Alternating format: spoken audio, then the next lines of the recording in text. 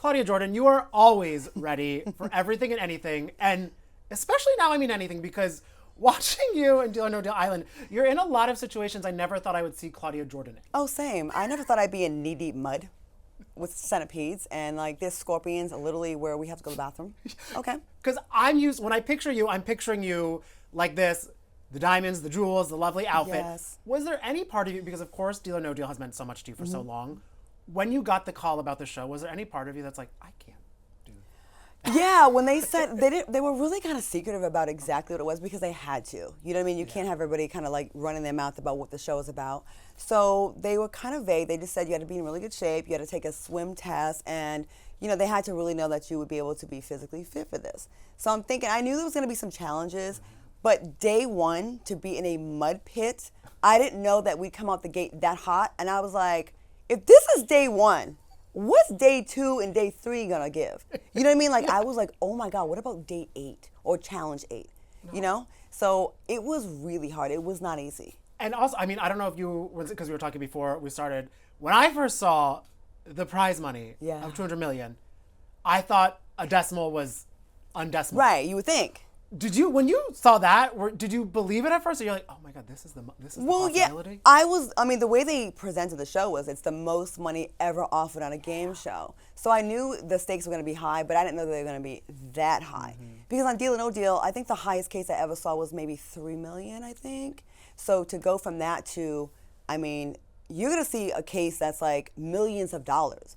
You're going to see a 6, 7, 8, 9, a 9-figure case, I think. Yeah, there's some pretty high cases that come out. And I feel like it's such the crazy thing because when people think of like reality competition shows, they think, oh, all the drama's on like the unscripted series that are not like that. But when you have money like that on the line, I feel that's when the most drama can actually happen. Well, you have people that really need this money. And I mean, who wouldn't need that money? But you have people that want the money and then you have people that really need it. And they put like everything on this. You know what I mean? Like if this opportunity didn't come along, I don't know how I would pay for X, Y, and Z. So you have to really, and that's no shade because a lot of people in America are in that same position, especially now. People really need a break. So when this comes along and you see like this can be life-changing money or just money to just get you right, just even. I mean, people, it kind of brings out the talents though because what would you be willing to do, my friend, for $200 million? What would you be willing to do for $5 million? Are you stabbing in the back? Are you betraying people? Okay, that's what I was trying to get to. Most people do for free. So imagine millions of dollars on the line. You're not attached to these people. You don't know them. So it kind of gives you the freedom and the backing and the okay to do some grimy stuff. And especially grimy if you're like submerged in mud, you're like, we're already physically grimy. So why I not be a little personal grimy? So you don't know what you're going to do until you're put in that position. Yeah. You know? And speaking of fun positions to be put in. Oh, what's your favorite position? Page 6. Y'all be getting me on page 6. I'm gonna get you on page 6. I don't think my boss wants to know my favorite position. I do though. What is it? I'm just so lazy. Oh, you're lazy. It's just online shopping in bed. Me too. I always say I'm too lazy to be a whore and I'd be so much further along. Okay, go ahead. Sorry, I didn't mean to throw your interview off. You were doing everything. No, but my favorite position, honestly, is swiping a credit card and I buy something new, which is so much fun. Which is I was gonna ask you. Mine is CEO. Oh, see, I'm bad at Excel sheets. That's why I'm not Claudia Jordan. I don't know how to do any of that. But say you win this $200 million. Yeah. Because we don't know who wins yet. Right. What are you, besides like the whole like house, retirement, what's the splurge? What is the splurge you're going to be splurging on? Because I feel like you have a list of things you're like, not if I buy, when I buy. So what's one of those things on that list? I have most of the things that I want in my life. Okay. But I will, material things. But there's, a lot of people don't know this about me, but I want to save the world. And so I know I can't save the world, but I can save the people that I know need some help. So I want to share something with you, and this is kind of like an exclusive. I think I may have mentioned it in one magazine interview. There was a model on Deal or No Deal. Her name was Sonia Vera. I believe she was model 25, and she was a beautiful swimsuit model. She had her own line. She's a former Miss Venezuela. She had this weird health issue that happened that she woke up one day paralyzed. She lives in New York City, and she can't walk. She's been in a wheelchair for many, many years. The treatments that she has to get are like all kind of experimental. They don't really be covered by insurance. And I am really good friends with her. Like I love her. Her birthday's this week. I would love to be able to like take care of everything to kind of like get her the therapy she needs. It's not like you'll never ever walk again. It's you need the therapy to build your strength back up. And I really want to get her story out there. Sonia Vera, please look her up. Please help her out. If there's any way, any doctors want to like help give her like physical therapy, she was doing it, and then the person that was taking care of it stopped really funding it. So she's kind of just out there. Oh. So I remember this woman just being like just so beautiful and just so happy, and now just some weird issue. So she had a weird reaction to some medication, and she woke up. Imagine how your life would be changed. So, yeah, I can buy another car, I can buy diamonds, I could do all that kind of stuff. But at this age, I'm in a different place where like I get satisfaction out of like making life easier for like other people that need it. Honestly, like that's the real me, who I really am. That doesn't really get out that much about me. I love that, and I love because it is such a hard thing. Just medical costs for everybody. It's why so many people don't even get help sometimes because they can't afford to. Well, America got to get it together, and that's a whole nother interview. Like, why are we still paying so much more than everybody else for like simple things? And this is a friend that we all saw her on Deal or No Deal, holding that case and being gorgeous. And then when she needs help, like, who's there to help her? So I want to do it. That is so. I want to do it. Yeah, I love that. And because you said that not a lot of people see this side of you. Have you always kind of been this person just behind the scenes? And it's not something that gets publicized. You know what I mean? Like if I stand next to some married actor or an athlete, they're gonna run with the rumor that we're together, and it's not true. If I go give prom dresses to young girls, which I'm doing that in Texas right now, we have 2 high schools we're looking out for, or if I go pass out sleeping bags in Dallas, nobody's gonna make a story about that because guess what? Yawn. But let it be like celebrity adjacent. Like we have an appetite for the negative or for salacious things. We don't have an appetite for goodness. And I hope we can get to a point where we start, like, why don't we publicize these kind of stories? Why don't we? And I want to take this moment here with Page 6 to kind of, like, maybe influence people to kind of, like, think a little bit differently. You know, I mean, I could be shady, too. Oh. We have time for that, too. But, like, I just feel like balance. It should be more about balance. Because I feel so many people, it's just like when they can put you in a box, you're in the box where it's like, oh, the shady person never cares about anything good, vice versa. Because there's a lot of saints that walk around that are shady too. So there's First of all, some people be the most shady that can quote the Bible, okay? Yes. And then the heathens like me that be at the casinos till 4 o'clock in the morning, we have the biggest hearts. Like you can't keep looking. People are not just one box. Yes. There's several boxes. Well, and I feel like, I was gonna say, you do check a lot of boxes. I try. Because you have like 5,000 jobs as well. I do. Which I feel like you Because I'm not Meghan Markle, I didn't marry someone rich. I have to work hard. None of my friends, who's the camera?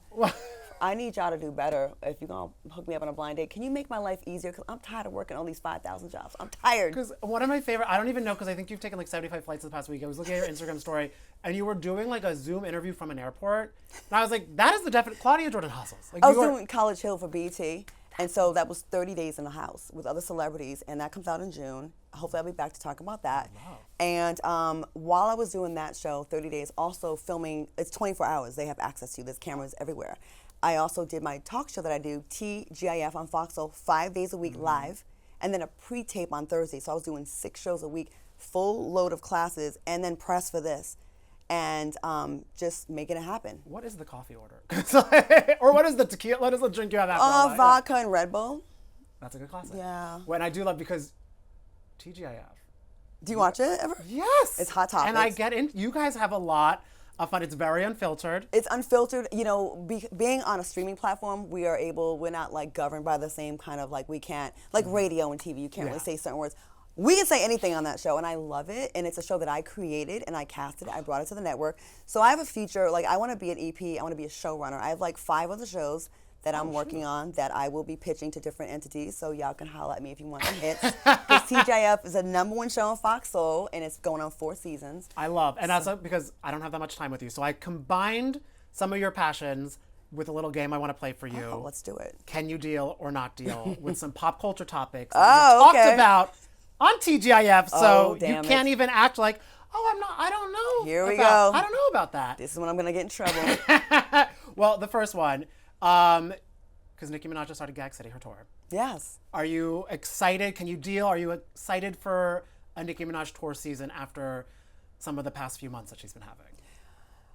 I've seen clips from her shows, and you know, she's got a lot of criticism for like her like lackluster performances. Yes. And let me tell you something, you got to give credit where credit is due. She has stepped up her game, and she is doing, like, from what I've seen, it looks like she is really she's not coming to play. She's really like taking it seriously. She's performing, she's dancing, she has choreography.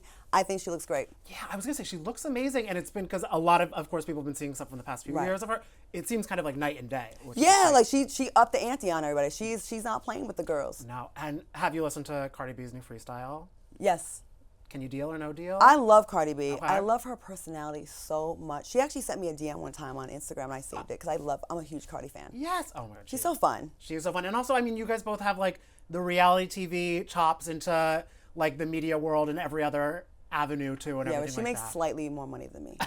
Slightly, just a little bit. A few more zeros. Just a little bit. I mean, you had an entire Foxhole clipped this off to be its own little segment on the YouTube.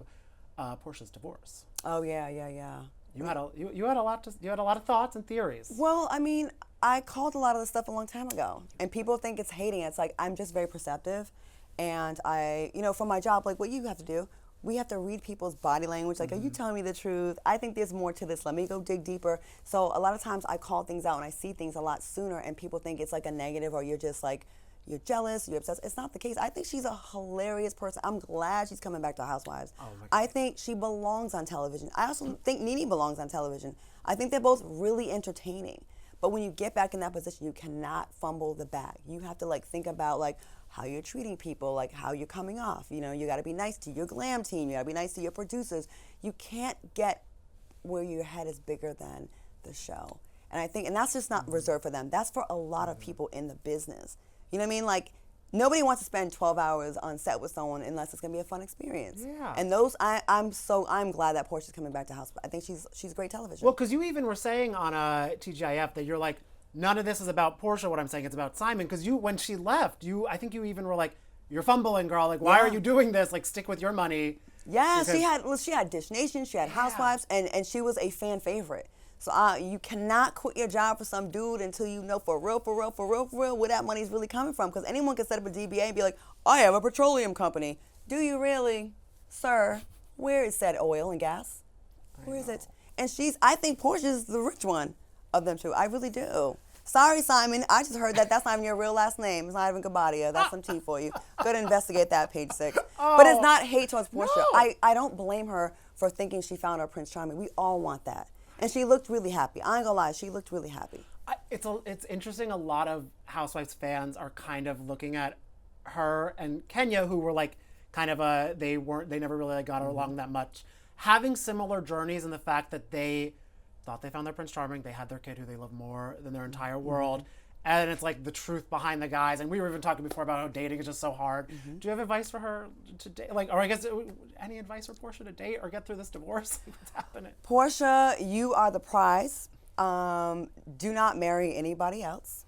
Like, you can date. There's nothing wrong with dating, because now there's a lot of male predators that are out there like preying on successful women that they know want the fairy tale.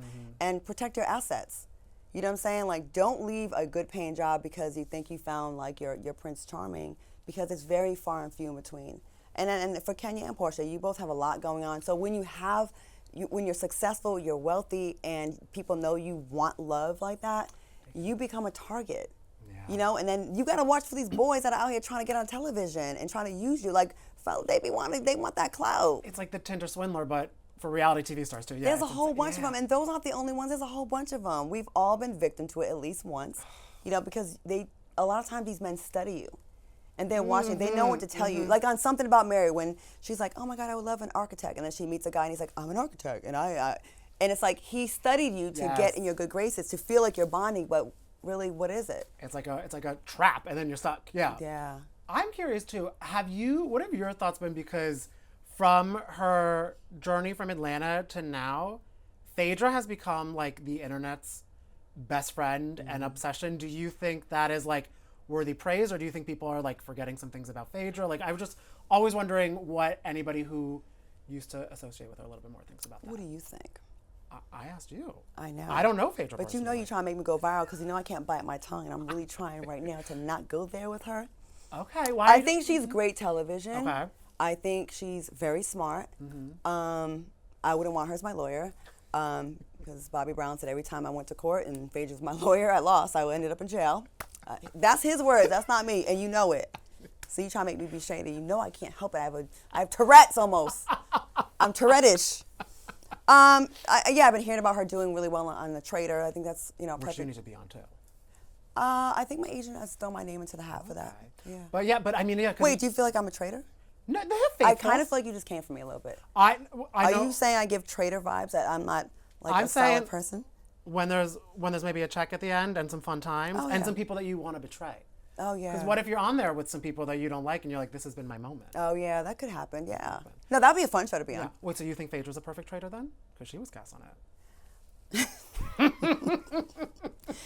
I don't know, ask Apollo what he thinks. Who I think, didn't he say he's going to the reunion for Married to Medicine? Is he really? I saw that on Twitter. I need to double check that, but that would be very... Yeah.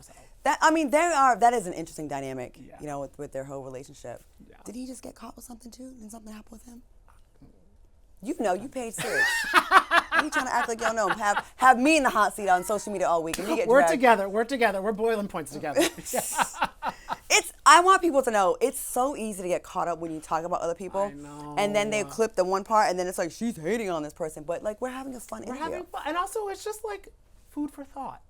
Sure it is. It's just, Now when I start getting dragged on social media, I'm gonna tag you in all of it. Well, and then we'll hopefully get $200 million together and we can Okay. just run off. We're okay with that. We can be Meghan Markle and Prince Harry and We wherever, can. Calabasas or wherever they are.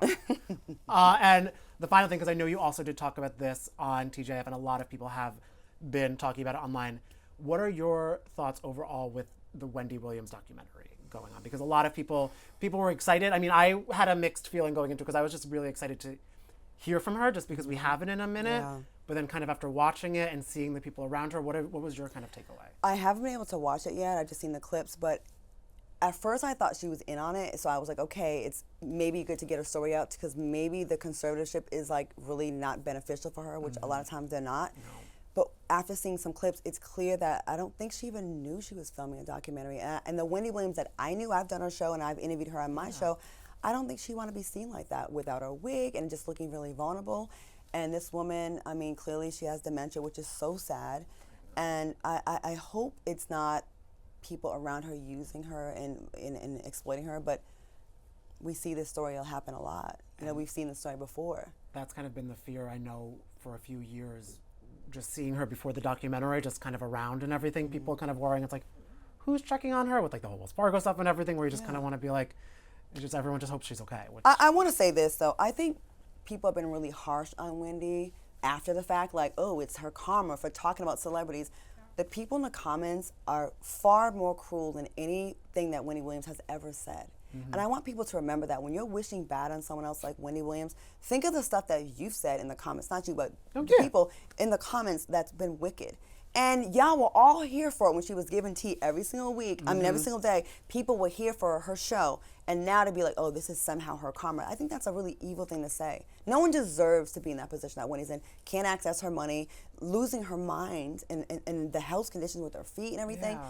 And to see people like laughing at her misfortune, be careful who you laugh at when they're down and out because you could be next. And also it's the thing too, she was doing her job versus people just commenting for free. Yeah, she was getting paid millions to do that. How much are you getting in those goddamn comments? How much are you getting in the comments, homegirl from Akron, Ohio, that's talking trash about Wendy Williams doing her job, and you're happy to see this woman suffering like this? I just feel like people have just become so mean. It's really... There's a difference between playful shade for entertainment and just being cruel. Yeah, exactly. And a final question before I let you go. I don't know if this would be a spoiler or not, so you don't have to answer if you don't want to, because we've already seen some crazy situations on Deal or No Deal Island. What is something you never want to do again in terms of, like, because I mean, bugs, nature, everything. What is something you were like, you know what, I did that once. I never want to see XYZ again. I never want to have to worry about when I go use the bathroom if there's a scorpion under the toilet seat or a snake. I can pass on that. I can go the rest of my life not having to kill a scorpion in a porta potty and, making sure the coast is clear before I go. Because that's something that my bougie self is not cool with. That was not fun. But I did see baby turtles hatch one night and run into the ocean. That was one of the most amazing experiences. Okay, so there's some, you were kind of just like having a nature documentary. I mean, yep, okay, scorpion bite my butt, but then I got to see baby turtles. I love it. Thank you. Balance. Once again, this whole interview is about balance. I love it. And if anyone can do balance, it's you, because you balance 7,000 things at once. until I find a prince. Yes. So if you know one. if I know when I'm going to be occupied. We can share at this point. Okay, there we go. Yeah, because we're both tired. Yeah. And I'm 50. Like the Kelly Blue Book value of me is kind of low now, so I'll share. I can't be as demanding as in my 20s. I fumbled those years. I should have better management. I love it. Thank you so much, Thank Claudia. you.